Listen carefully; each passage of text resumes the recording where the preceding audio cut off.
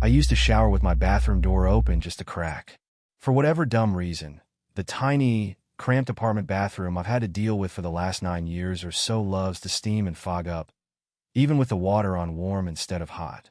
And since my crappy as hell landlord refused to fix the ceiling-mounted fan which would have ventilated the room, along with the fact it caused the ancient off-white paint to sweat and start developing mold patches in any other case, something which he would have charged me to clean, I made the decision to leave the door open a bit to allow the steam to escape. For almost a decade, nothing out of the ordinary happened, and I went about my daily life, the habit becoming a routine in my mind. That was up until 2 months or so ago. You see, I was alone that day. My roommate had gone out for the day to take part in some bowling tournament, and I had the run of the place for the next 4 to 6 hours. As it was my day off from work, I decided to start it off with a long, hot, relaxing shower.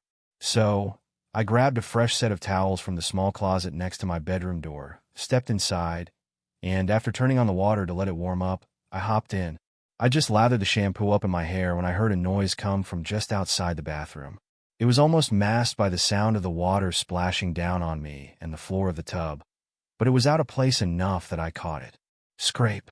It was almost the sound you'd hear if you dragged long fingernails down the wall. I froze, the shampoo dripping down over my face, making it difficult to see anything at all. The sound came again. Scrape.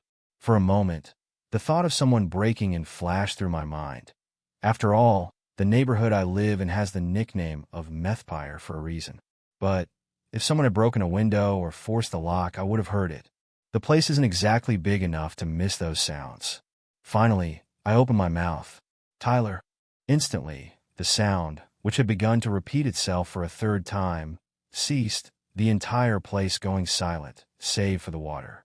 I felt a small wave of annoyance zap through me. Tyler, this better not be another one of your games, I thought as I hurriedly washed the shampoo out of my hair. My roommate had a habit, being a horror junkie, in delighting in attempting to play pranks on me, knowing I had a tendency to be a little jumpy. Without shutting off the water, I reached out, grabbed a towel off the rack, and stepped out, wrapping it around my waist. Tyler, I swear to God, if this is another attempt to scare me, I'm going to kick your ass, I called, striding across the tiled floor and yanking the door all the way open. I looked around. There was nobody in the living room or the kitchen which opened off of it. I glanced around, then, just to ease my own mind, I walked, first to my bedroom, then Tyler's, looking in. Both were empty, and there wasn't exactly any place for someone to quickly hide in either of them. I must have just been hearing things.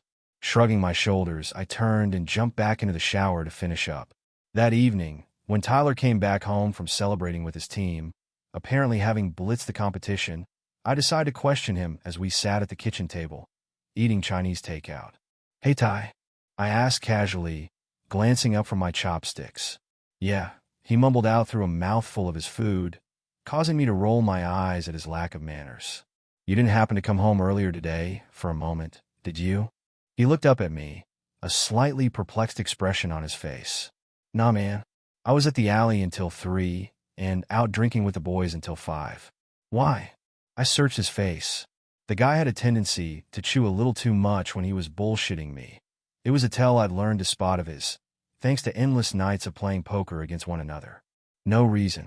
Just thought I'd heard something while I was in the shower this morning. I looked at him, smirking slightly. Thought you might have come back to grab something you needed, and decided to try and pull one over on me again. He let out a huge burp in response, then reached forward and grabbed his bottle of Coke, tilting it back and taking a swig. No, man, he said simply, using the back of his sleeve to wipe his lips. Besides, if I'd come back and try to scare you, you'd have known it. He let out a low laugh, one which, after a moment of studying him, I shared. He was clearly telling the truth. Yeah, I guess you're right, bro, I said, dropping my chopsticks into the empty container and hocking it over my shoulder into the trash can. He leaned back and, using his own empty container, feigned being a basketball player and acted like he was making a free throw. The container bounced off the edge, making us both laugh. I pushed what had to be a trick of my mind out of my head, and the two of us spent the rest of the night playing video games and downing beer. The next week went by without any other strange noises, and I almost completely forgot the strange incident. Ty had gone out for the evening on a date, And after binge watching all 3 Creature from the Black Lagoon movies, I flicked the television off and headed for the shower. Hopping in, I softly hummed some 50s tunes stuck in my mind and lathered myself up with soap. I just put the shampoo in my hair when I heard the scraping sound again. This time, it was a bit louder, and I knew it hadn't been my imagination. I became still as a statue again, my head under the water and blurred between it, and the shampoo slowly being rinsed out of it of its own accord. I almost held my breath, listening. The sound came again. This time, instead of on the wall, the scrape clearly came from the wooden doorway to the bathroom. I felt my heart thudding hard in my chest. Then, my eyes widened as I saw a shadow filter through the opaque shower curtain. It was the shadow of the bathroom door slowly opening. I found my voice. "Who's out there?" I called, attempting to sound as tough and authoritative as I could. Just like last time, the moment I spoke up, all movement and sound ceased, the apartment going silent. This time, however, the air almost felt charged, as if the tension in it were palpable enough to be cut with by a knife. I reached out, wrapping my fingers around the edge of the curtain as I grabbed the closest thing I could find as a weapon, a full bottle of shampoo. It was a pathetic weapon which likely wouldn't faze any intruder, but it was still better than nothing. Taking a deep breath, I wrenched the curtain back, the sound of the hooks scraping on the metal pole almost sounding like a scream in the quiet. Just like last time, there was no sign of a soul. The only thing that gave away that anything had changed was that the bathroom door was, indeed, standing wide open. The darkened outline of the living room beyond made me feel uneasy. I couldn't place why, but it almost felt as if the gloom held a threatening atmosphere. Shutting off the water, I stepped out and wrapped the towel around my waist. Stepping to the doorway, I reached out into the dark and felt around the edge of the door until my fingers found the light switch. Instantly, the dark was banished away by the bright white light overhead. I could see that nobody was in sight in the living room. This time, however, I wasn't taking any chances. Water still dripping off me, I strode across the living room to where I dropped my belt I wore when out on the job as a plumber. I reached down and pulled a rather large pipe wrench from its place, gripping it with wet and, admittedly, slightly shaky hands. The kitchen was clearly devoid of life, and I focused my vision on the 2 bedrooms, which lay dark. My door was wide open, but Ty's was slightly closed. I glanced at the hook on the wall, noting that his car keys weren't hanging from them next to mine. He's not home, which means, damn it, I felt my muscles tense up. I seriously didn't want to deal with some homeless junkie who had someone gotten himself inside and was trying to find something to steal, or worse, attack me in some drug-fueled rage. I forced myself to speak loudly and tough as I could. "I'm warning you, if anyone is in here, I am armed." I didn't add the fact it was a wrench and not a gun. "If you come out and just leave, this'll go a lot easier." Silence. The only sound I could hear was a car passing by outside. I called again. "Look, I'm in no mood for this, so come out and get the hell out of my place." Still nothing. But I felt an odd sensation, one which caused the hairs on my arms to stand up straight, even damp. It was the feeling of being watched. My eyes caught the flicker of movement. A shadow seemed to draw back away from my roommate's half-closed door. I knew right there, and then I should have called the cops, but some dumb sense of bravado had come over me, and I wanted to be like those tough guys in the older movies, taking care of things themselves. "This is your final warning." I called to the bedroom. After about 20 seconds of more silence, I drew in a deep breath, raised the wrench as high over my head as I could, and letting out a bellowing yell, dashed for the bedroom door, as if I were simultaneously a football linebacker and an Olympic torch carrier.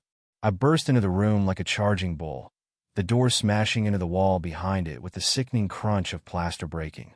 I shot my free arm out and wrenched the light switch up. The room was empty. Ty's scattered clothes, records, and game cases lay strewn about the floor like always. I looked around. The closet. Each of us had a small, walk-in style closet on the far wall of our respective rooms. Taking another deep breath, and still holding the wrench above my head like a caveman's club, I strode to the sliding doors and grabbed the handle, yanking it open with a scream of protest from its track. I forced aside the clothes hanging on the rack. Nothing. As I stared at the back wall, the feeling of being stared at came again, this time from almost directly behind me. I swear I could actually feel someone, or something, breathing down my neck. Moving on pure instinct, I pivoted around and swung the wrench with all the strength I had, at nothing. There was nothing and nobody behind me. What the actual hell is going on here? I wondered, as I stood there, feeling as though something had been behind me and had simply dematerialized out of existence. When I turned and swung, I heard the sound of a key in the front door, then the laughs of Ty, and what had to be his date as they stepped inside. "I'm telling you, you did great at darts, babe," Ty exclaimed. Both of them stopped and stared at me when they reached his bedroom door. I know I must have looked weird, standing in his room wearing only a towel and holding a wrench. After a moment of silence, he spoke.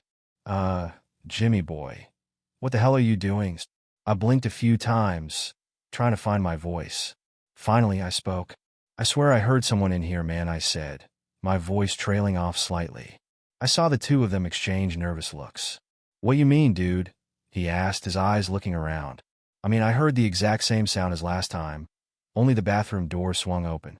I came out, thought I heard someone moving around in your room, and came in here," I replied, feeling only confusion and embarrassment sweep over me.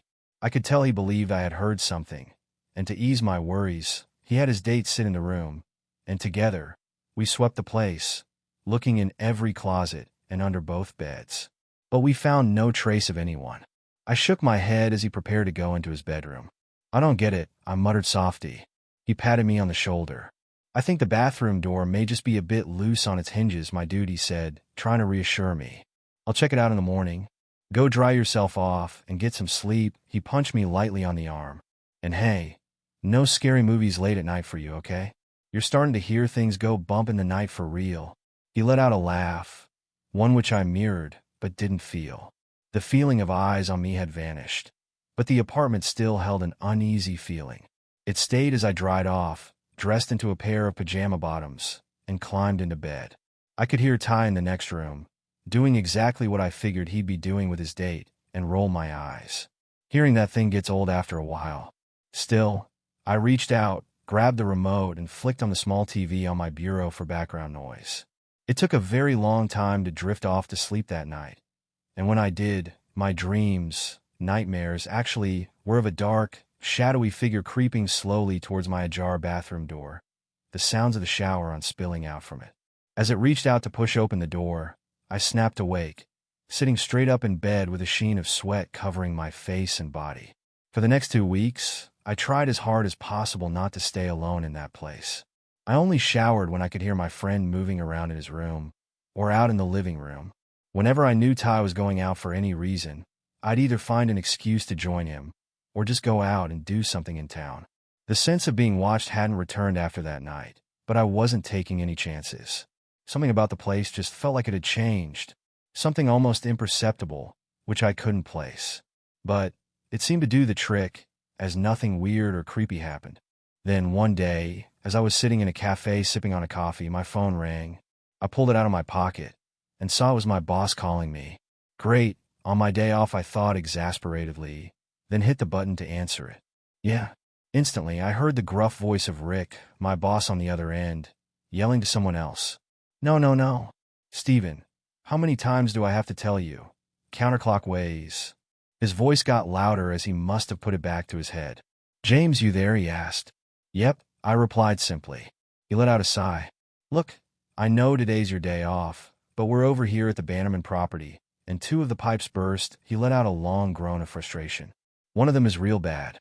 I'm able to get one of them fixed, but our new employee," his voice took on an undisguised tone of disgust, "decided to make it worse by the pipe up worse," he finished, letting a moment of silence spread out before speaking again. "So, I apologize, but I need you to come in. You'll get paid overtime." Of course, I nodded, more to myself than anything, then let out a sigh of my own. "Yeah, I'll be in. Just let me swing by my place and pick up my tools," I said. "Don't forget to quickly hit the shower before getting over here, James," he quickly added. "You know, old man Bannerman gets pissy about anyone not being freshly clean coming in here, due to being a germaphobe. So, I'll expect you to be here in 30 minutes, and with that, he clicked off before I could say anything. Not that I could, anyways. At the mention of a shower, I felt a shiver run up my spine. I knew Ty was out, His bowling team was off in the next town on another tournament, which would mean I'd have to shower in the empty apartment. And that's something I really do not want to do. But I had no choice. If I just grabbed my tools and slipped into my jumpsuit, I'd get chewed out, first by old man Bannerman, and then Rick for not following orders set down both by him, and the man we contracted to repair and replace the pipes of his huge, sprawling mansion. Sighing, I paid for my coffee and drove back to the apartment. When I opened the door, I had a flash of panic seize through me. I thought the feeling I'd had before would come back as soon as I stepped inside. But the apartment felt normal, the cloudy light filtering in through the half-open kitchen and living room window blinds. I looked around, then shook my head. Stop being such a baby, Jimmy. There's nothing in here except you. You'll be fine, just take the shower and book it. Feeling more resolved, I strode across to my room, gathering my undershirt and jumpsuit. For peace of mind, I also grabbed the same pipe wrench I'd held that night from the belt hanging over the edge of the couch and carried it into the bathroom with me, placing it on top of the pile of clothes sitting on the toilet lid.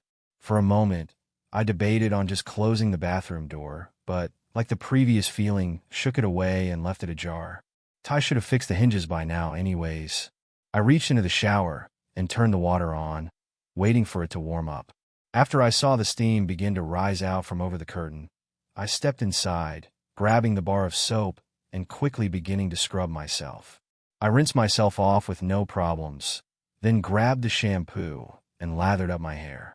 As I scrubbed into my scalp, the soap began to drip down into my eyes, obscuring my vision. That's when I heard the scraping sound come again. Only this time, it was much louder and more pronounced than any time I'd heard it before. I felt a chill run up my spine, despite the hot water flowing down over it. It came again, just outside the bathroom door. I took a deep breath. "Tyler," I called out, thinking the sound would stop as it had both times before. But this time it didn't. Instead, I heard it scrape louder, almost on the bathroom door itself. I felt my breath catch in my throat as I saw the dark shape of the bathroom door swing open. And then, the bathroom lights flicked off, plunging me into darkness. There was still a little light filtering in from the living room, but everything was now in gloom. What the hell? My heart was thundering in my chest as I slowly stepped back. I knew the distance from the edge of the tub to the toilet seat where my wrench lay was less than 2 feet. I could reach out and snatch it in a heartbeat. The scraping sound came again, loud as I'd ever heard it. It came from inside the bathroom somewhere, near the door. And then it stopped entirely. Aside from the sound of the water running, the apartment fell silent. Not a deadly silence, not a tension-filled silence, just silent. I stared for the longest time, what had to be only about 15 seconds, but what felt like 2 hours at the dim outline of the open door. I saw nothing. I turned to pull the curtain next to me back, and I screamed.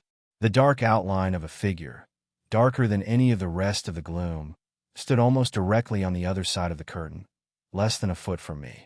If it had been any closer, it would have been pressing into the curtain itself.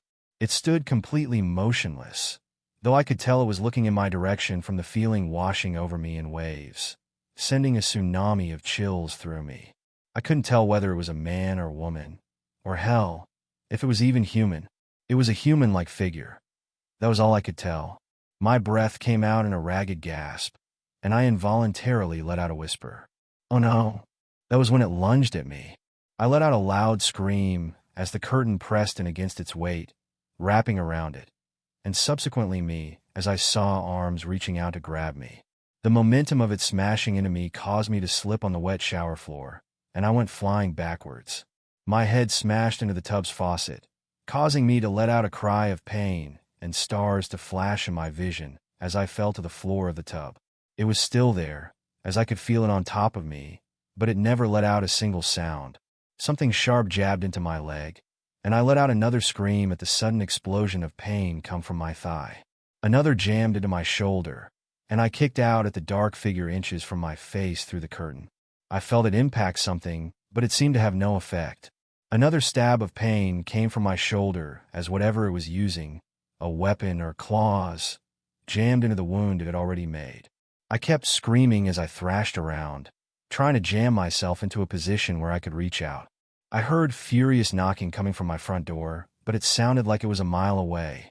"Help me!" I screamed as loudly as I could, still lashing out. Just as I began to feel woozy, I felt my hand brush the edge of the toilet seat, and with it, the cold metal handle of my wrench.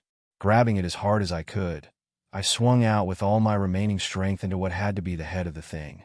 It seemed to stumble a bit at the blow, and I used that precious second to wrench myself out from underneath it, tumbling over the edge of the tub and onto the bathroom floor. I heard it thrashing about with the fallen shower curtain, furiously tearing at it in an attempt to get to me. But I was stumbling to my feet, noting as I did the amount of blood falling to the floor. I struggled to the front door as I heard it finally break free, crashing back onto the bathroom floor, but still remaining silent. I unlocked the door and tore it open, revealing the concerned face of my next-door neighbor. When he saw my condition, his face paled. Before I had a chance to say anything, I yelled, "I'm being attacked. It's in there," pointing back towards the bathroom. Grabbing me, he pulled me into his open apartment door, slamming it closed and locking it. He quickly brought me a bathrobe and called the police. As he did, I could hear the sounds of it tearing through the apartment, doing God only knows what. It stayed that way until I heard the wail of sirens coming down the road, at which point, I heard everything fall silent in my apartment. A few moments later, I heard the thundering of steps pound up the stairs to the second floor, followed by the yell of the officers. After a few minutes, my neighbor and I heard the hard knock at his door. "Police!" I was helped to an ambulance, where I was taken to the hospital. In addition to splitting open my scalp on the faucet, I'd been cut up pretty badly, though by what, the doctors couldn't tell me. They couldn't even tell themselves. "It's the damnedest thing," one told me as they sewed the wounds closed. "If it hadn't been for the fact you'd seen a person, I would have said you'd been attacked by an animal. These look like puncture wounds from claws." The police never found a trace of what had attacked me. I already knew they wouldn't. It wasn't a man who'd attacked me. It hadn't even been human. The case is still open to this day, though I've long since stopped getting update calls from the detectives in charge of the case. Tyler and I moved out of the apartment as soon as I left the hospital. He chose to stay at his new girlfriend's house while I recovered. He's under the belief I was attacked by an intruder, as is everyone else I know. I just say that whenever anyone asks about it. It's easier that way than trying to explain what I know won't be believed. That's why I'm posting this here. I just feel the need to have to tell someone what actually happened to me that day. This is a place I know I'll be believed, or at least won't be called nuts for it. That figure simply appeared on the other side of the curtain. I never saw it cross the room, and I know, even in the dark, I would have. And even then, nothing human could possibly be been that silent. I also know someone else moved into that apartment since then, though I don't know who they are. I pray they won't ever end up receiving a visit from whatever that thing was. The two of us are now renting a nice, relatively cheap 2-bedroom house miles away from that place. I've never felt the sensation of being watched again, and I've thankfully never heard the scraping sound, at least in my waking hours. I still hear it in my dreams, though. I still see that shape standing just on the other side of the curtain in the dark. It will likely stay there until the day I'm on my deathbed. I always feel tense now when I step into the bathroom to wash myself, but I've thankfully always felt safe in this house. I don't shower with my door ajar, though. Not anymore. I make sure it's closed and firmly locked before I undress and hop in. I've always felt safe in my new place, but I'm not taking any chances, because I don't know if it's trapped in that apartment, or if it can leave whenever it wants.